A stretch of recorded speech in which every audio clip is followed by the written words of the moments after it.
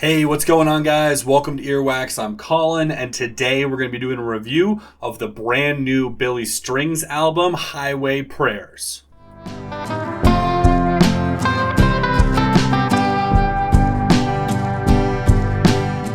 Alright, so this is the fourth full-length LP from singer, songwriter, guitarist, multi-instrumentalist Billy Strings. And I gotta say, I am incredibly impressed. For the sake of the length of this video, I'm gonna leave most of my commentary for the actual track-by-track breakdown, just because this is an hour and 14 minutes long with 20 tracks.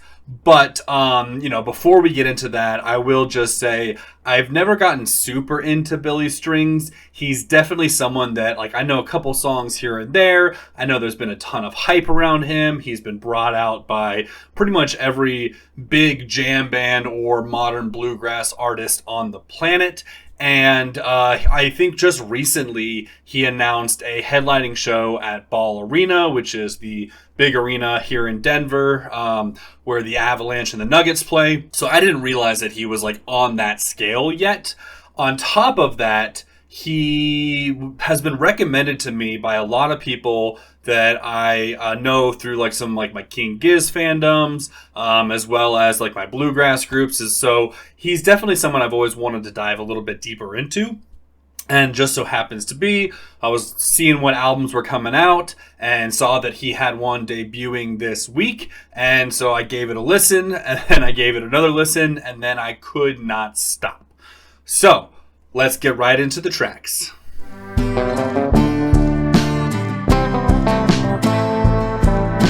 The album starts off with a couple just straight up bluegrass jams.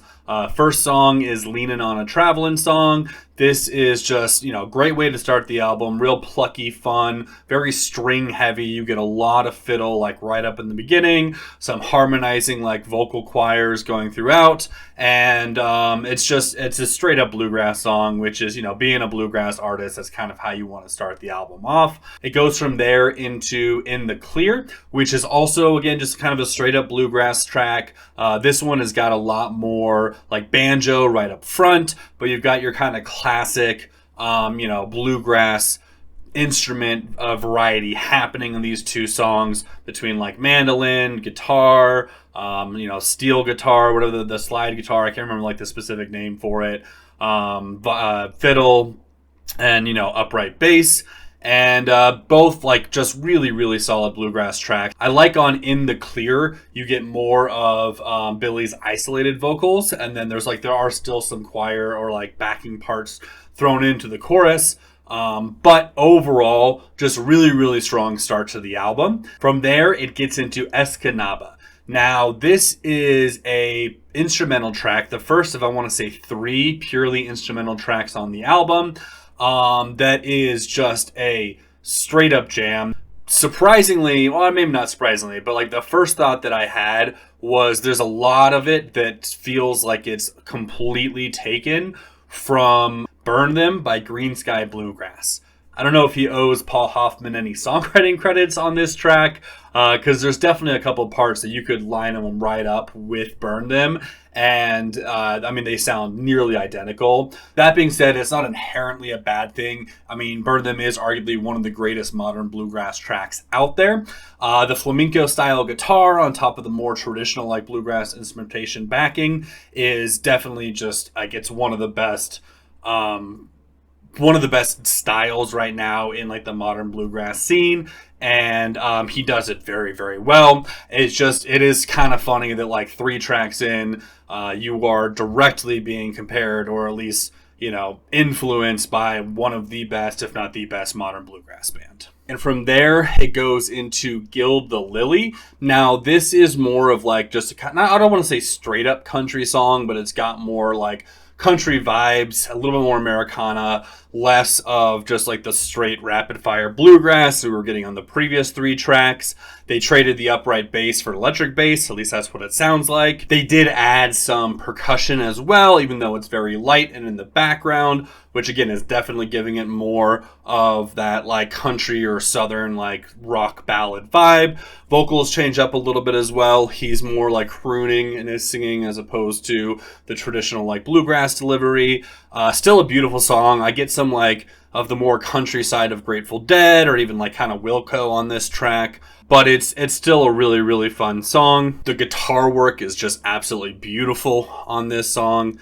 Then we go into 7 Weeks in County, which is just a straight up fucking gunslinger ballad. To the point that like Marty Robbins would be incredibly proud. I don't know. I mean, I know it's not necessarily the most difficult style of country to do, or like, bluegrass adjacent, but like to do it so well is still incredibly impressive.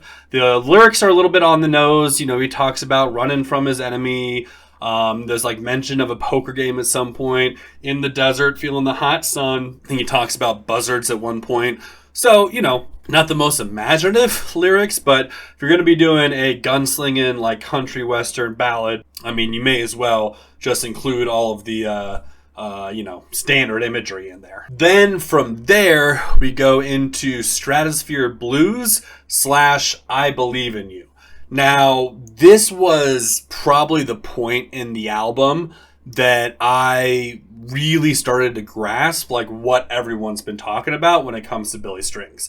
Obviously, he's been synonymous with like the jam grass crowd for a long time, and like I do like bluegrass. I'm not a big jam band fan, but if I'm going to hear someone jam for 10 minutes, may as well throw a fiddle and a banjo in the mix.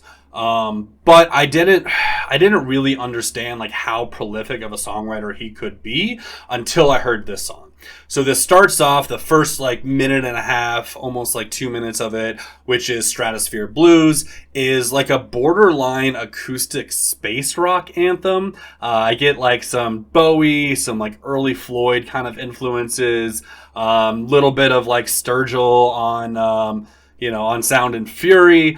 But then it goes from there into I Believe in You. Now, throughout this, there's this very like light kind of restrained synth line that's happening in the background of like the main acoustic guitar and like crooning vocals.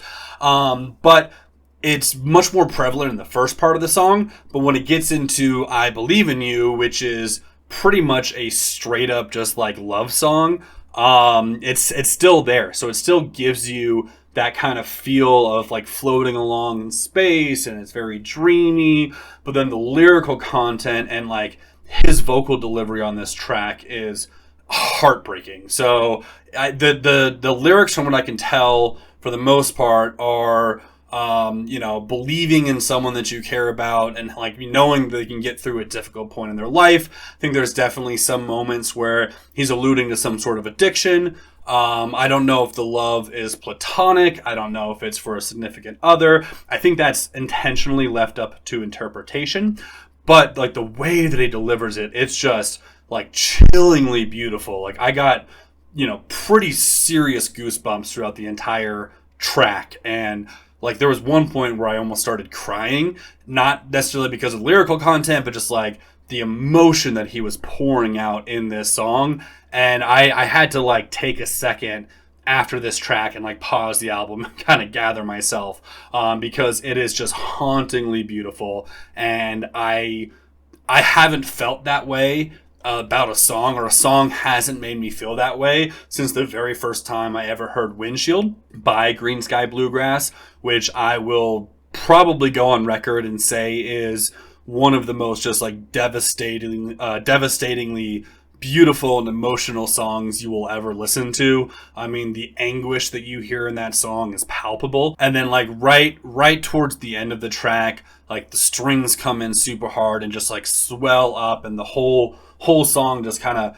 has this nice like crescendo finish. And it was, again, like it was breathtaking. I can't accurately describe the emotions that I felt listening to the song, which is why going into the next track is probably one of the only, if not the only, like issue I have with this album is that it goes pretty much straight back into like an upbeat, dancey bluegrass jig, and to full on devastate someone with a song like "I Believe in You," and then just like, all right, well, we're back in the dance hall. Let's get those feet a moving. It is a little jarring. I'm not gonna lie.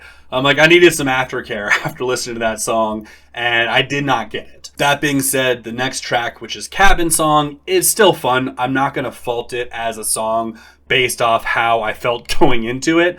It was just a little jarring. There's nothing like super special about the song. It's just another solid bluegrass track from a very talented musician.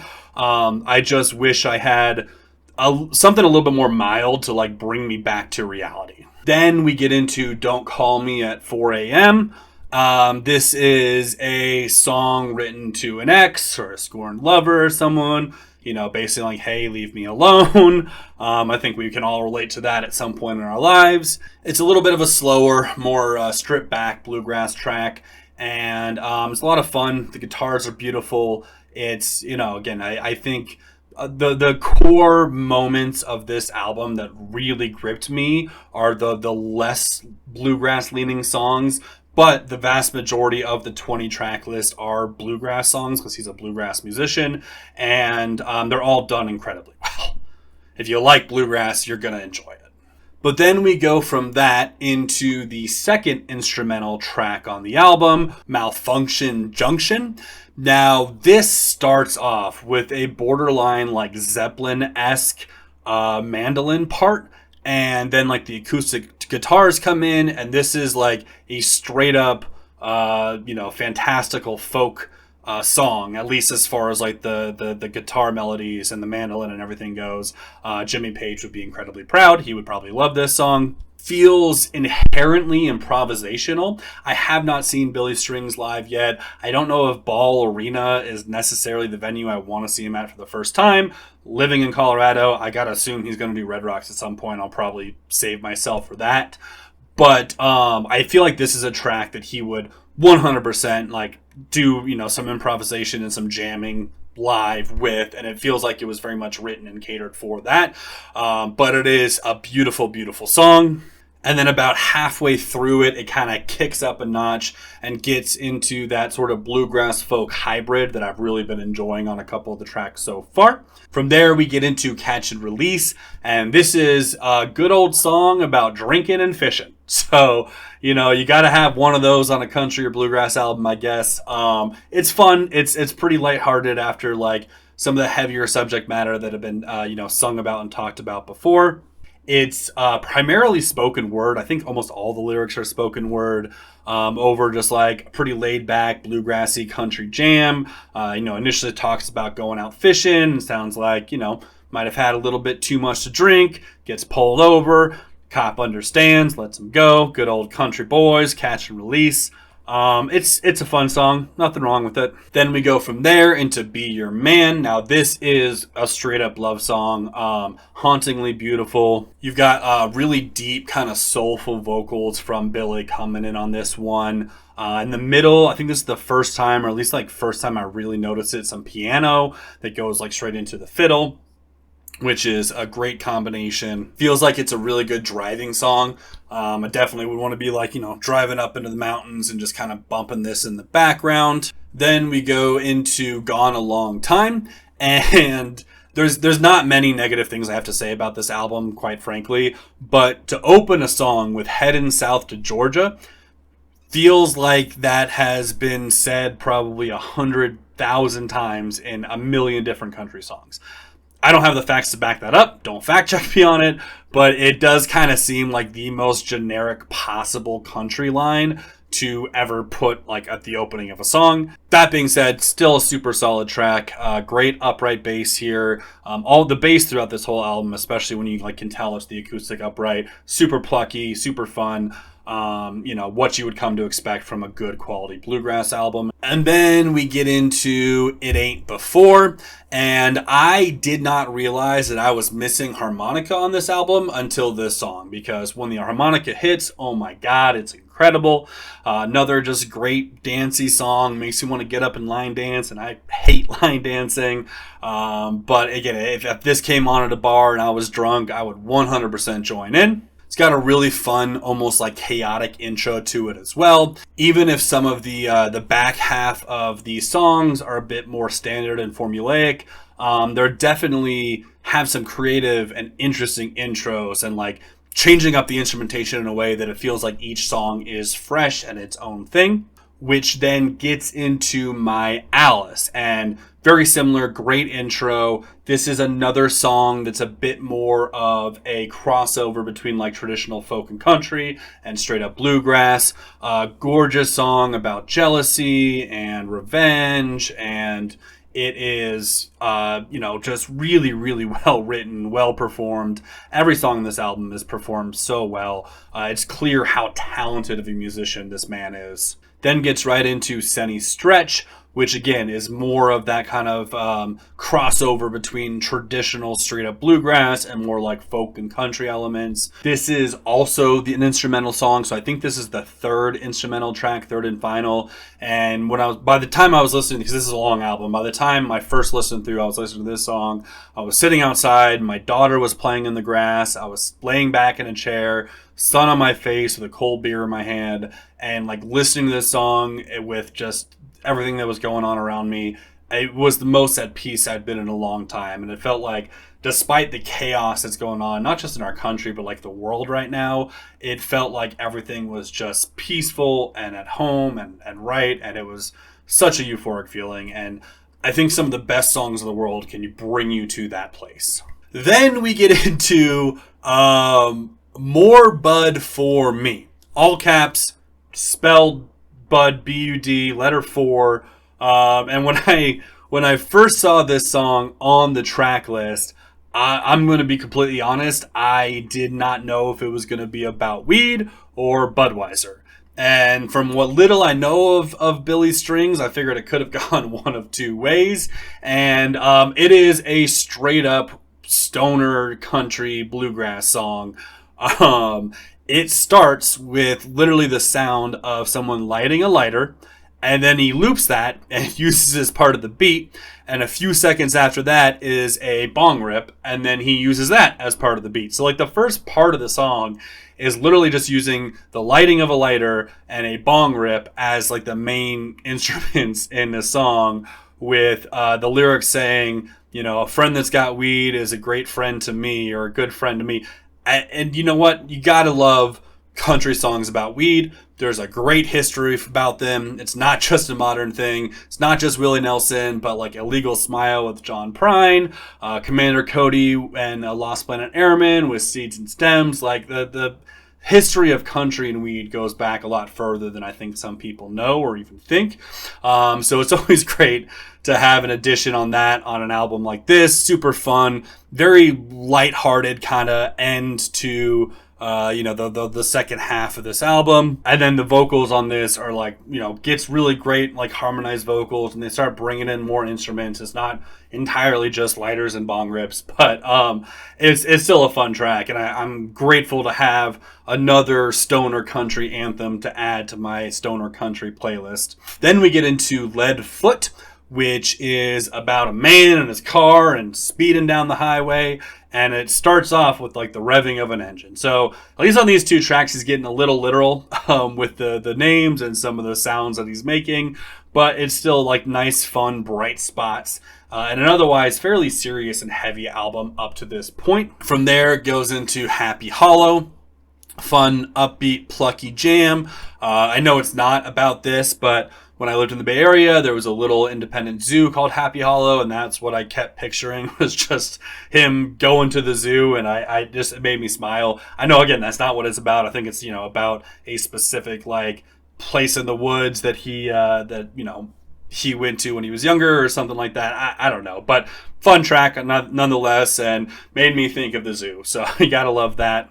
And then it gets into the last two songs. Now, after three pretty lighthearted and fun tracks, it gets into the beginning of the end, which is a brooding and borderline meta introspective track that mentions like the end of the album, end of the show, has to go, thanks so much, but then also starts throwing in some imagery of like end of the world or end of a friendship or end of a relationship. And I think it hits on a lot of different levels. Again, little on the nose, being this is the end of the album, second to last song on the album, last like full length song on the album. But it's still a beautiful track, and I love artists that are self-aware enough to poke fun at themselves a little bit and then also like have something to say while they're doing it. And it's probably one of his like most impressive vocal performances on the album as well, which then gets into I think the most impressive vocal performance with Richard Petty, which is about a minute and a half a cappella track.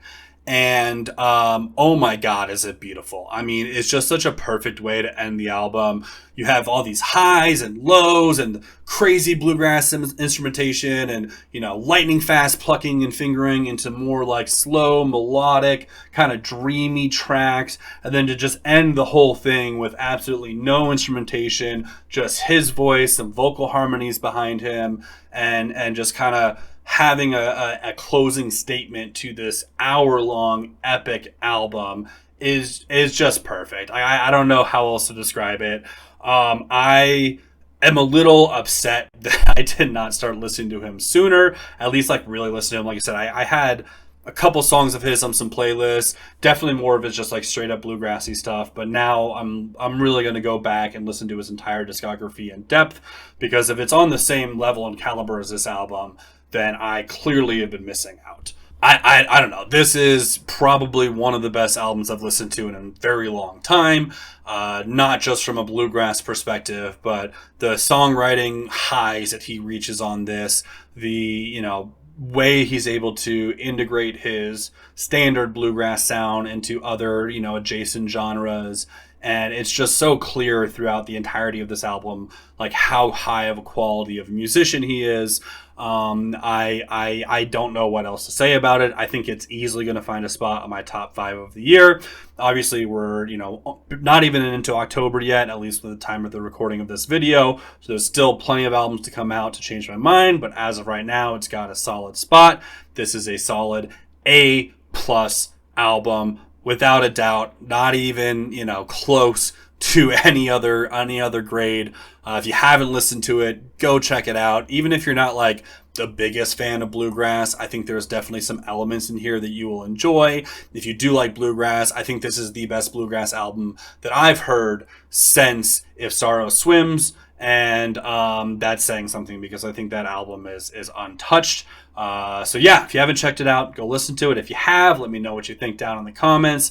And as always, I'll talk to y'all later. Peace.